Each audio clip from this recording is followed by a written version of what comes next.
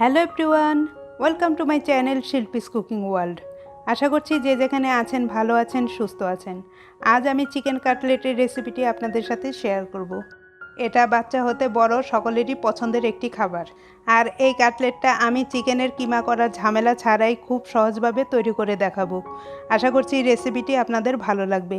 রেসিপিটি ভালো লাগলে চ্যানেলটি সাবস্ক্রাইব করার অনুরোধ রইল। চলুন তাহলে চিকেন কাটলেটের পুরো প্রণালীটি দেখে নিই। চিকেন কাটলেট তৈরি করতে এখানে আমি 1 কাপ বোনলেস চিকেন কিউব নিয়েছি। আমি এখানে চিকেনের ব্রেস্ট পিস নিয়েছি।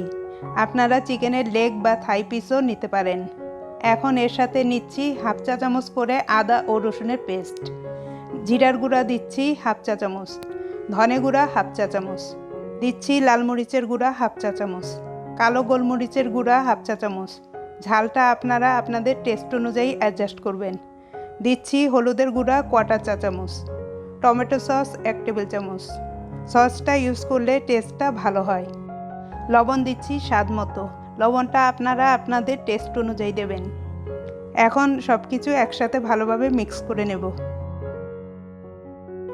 সব কিছু একসাথে মেশানো হয়ে গেছে। এখন আমি এগুলোকে 10 মিনিটের জন্য ম্যারিনেট করে রেখে দেব।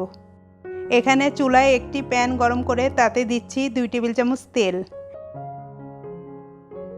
তেলটা গরম হলে দিচ্ছি ম্যারিনেট করা চিকেনের পিসগুলো।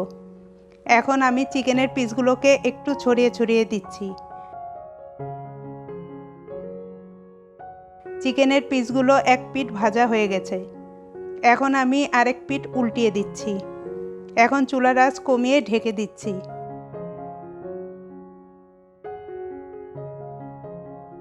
দেখুন চিকেন থেকে পানি বের হয়েছে। এখন আমি চিকেনের পানিটাকে শুকিয়ে নেব। দিচ্ছি 1 কাপ পেঁয়াজ কুচি। আপনারা চাইলে 1 কাপের কমও পেঁয়াজ কুচি দিতে পারেন। এখন পেঁয়াজটাকে চিকেনের সাথে ভালোভাবে ভেজে নেব। পেঁয়াজটা নরম হয়ে এসেছে। এ পর্যায়ে দিচ্ছি 2টি মাঝারি সাইজের আলু। আমি আলুগুলোকে সিদ্ধ করে কিউব করে কেটে নিয়েছি। এখন আলু ও চিকেনের পিসগুলোকে আমি কাঠের স্প্যাচুলা দিয়ে ভেঙে দিচ্ছি। আপনারা পটেটো ম্যাশার দিয়েও এই কাজটা করতে পারেন। এখন আমি সব কিছু ম্যাশ করে নিয়েছি।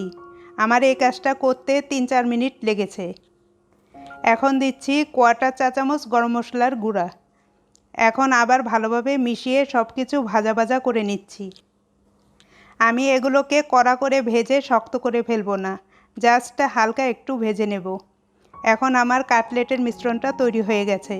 এখন আমি চুলা থেকে নামিয়ে নেব। এখানে আমি কাটলেটের মিশ্রণটা ঠান্ডা করে নিয়েছি। এখন এর সাথে নিচ্ছি 2-3টি কাঁচামরিচ কুচি, দিচ্ছি কিছু ধনেপাতা কুচি, আর দিচ্ছি কিছু পুদিনা পাতা কুচি। আপনাদের কাছে পুদিনা পাতা না থাকলে আপনারা শুধু ধনেপাতা কুচি ইউজ করতে পারবেন। দিচ্ছি 1 চা চামচ লেবুর রস। এখন এগুলোকে একসাথে ভালোভাবে মেখে নিচ্ছি। মাখানোটা আমার হয়ে গেছে। আমি হাতটা পরিষ্কার করে নিয়েছি। এখন এই চিকেনের মিশ্রণ থেকে অল্প মিশ্রণ নিয়ে কাটলেট করে নেব। আমি 2 ধরনের শেপে কাটলেট তৈরি করব। প্রথমে আমি গোল শেপ করে কাটলেট গড়ে নিচ্ছি। প্রথমে হাতে অল্প চিকেনের মিশ্রণ নিয়ে চেপে চেপে গোল করে তারপর একটু প্রেস করে কাটলেট গড়ে নিচ্ছি। হয়ে গেল আমার গোল শেপের কাটলেট। এখন আমি পাতা শেপে কাটলেট তৈরি করব। একটু চিকেনের মিশ্রণ প্রথমে হাতের তালুতে নিয়ে লম্বা করে চেপে চেপে পাতা শেপ দিচ্ছি। এটা আপনাদের দেখে বুঝতে হবে। আমরা সবসময় কাটলেটের যে শেপ দেখি তেমন। এভাবে আমি সবগুলো কাটলেট গড়ে নেব। আমি এখানে সবগুলো কাটলেট গড়ে নিয়েছি। আমি যে সাইজের কাটলেট গড়েছি তাতে আমার 9টি কাটলেট হয়েছে। এখন আমি একটি বাটিতে একটি ডিম ভেঙে নিয়েছি। এর সাথে নিচ্ছি 1 চিমটি লবণ, আর নিচ্ছি সামান্য গোলমরিচের গুঁড়া। এখন এগুলোকে একটি কাঁটা চামচের সাহায্যে ফেটিয়ে নিচ্ছি। এখানে আমি টোস্ট বিস্কুটের গুঁড়া নিয়েছি। আপনারা ব্রেড ক্রাম্ব নিতে পারেন। আর নিয়েছি সেমাই। এখানে আমি লম্বা সেমাইটা নিয়েছি, যেটা ভার্মিসেলি। প্রথমে আমি একটি কাটলেট ডিমে চুবিয়ে বিস্কুটের গুঁড়ায় কোট করছি। এই কাজটা করার সময় 2 হাত ইউজ করলে ভালো হয়। আমি ডাবল কোট করব। আপনারা চাইলে একবারও কোট করে নিতে পারেন। আবার ডিমে চুবিয়ে সেমাইয়ের মধ্যে কোট করে নেব। এতে করে কাটলেটগুলো বেশি ক্রিস্পি হবে। আমি আরেকটি করে দেখাচ্ছি। আপনারা শুধু বিস্কুটের গুঁড়া বা ব্রেড ক্রাম্বেও কোট করে নিতে পারেন। আমি এভাবে সবগুলো কাটলেট কোট করে নেব। এখন আমি সবগুলো কাটলেট কোট করে নিয়েছি। আমি এখনই এগুলোকে ভাজবো না, এগুলোকে নর্মাল ফ্রিজে 10 থেকে 15 মিনিট রেখে দেব। এতে করে উপরের সেমাইয়ের কোটিংটা সেট হয়ে যাবে। এই অবস্থায় আপনারা এগুলোকে ডিপ ফ্রিজেও সংরক্ষণ করতে পারেন। কাটলেটগুলোকে একটি ট্রে বা থালায় নিয়ে ডিপ ফ্রিজে 2 ঘন্টা রেখে একটু শক্ত হলে তুলে নিয়ে এয়ারটাইট বক্সে বা জিপলক ব্যাগে বা পলি ব্যাগে ভরে ডিপ ফ্রিজে রেখে দিলে অনেক দিন পর্যন্ত সংরক্ষণ করতে পারবেন। যখন খাবেন ফ্রিজ থেকে বের করে ভেজে নিলেই হবে। এখানে একটি প্যানে আমি তেল গরম করে নিয়েছি। আমি এখানে খুব বেশি তেল দেইনি, কাটলেটের অর্ধেক অংশ যাতে ডুবে থাকে সেই পরিমাণ তেল দিয়েছি।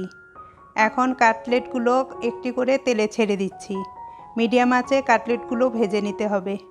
এগুলো লো আঁচে অনেকক্ষণ ধরে ভাজতে হবে না, কারণ চিকেনটা আগে থেকে রান্না করা। কাটলেটগুলো এক পিঠ ভাজা হলে আরেক পিঠ উল্টিয়ে দিচ্ছি। এভাবে আমি উল্টিয়ে পাল্টিয়ে ভেজে নেব।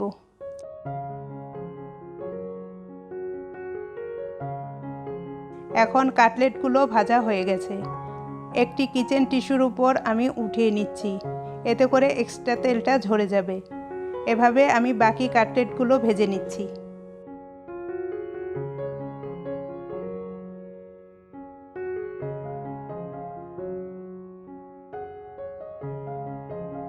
খুব সহজেই তৈরি হয়ে গেল আমার খুবই টেস্টি চিকেন কাটলেট।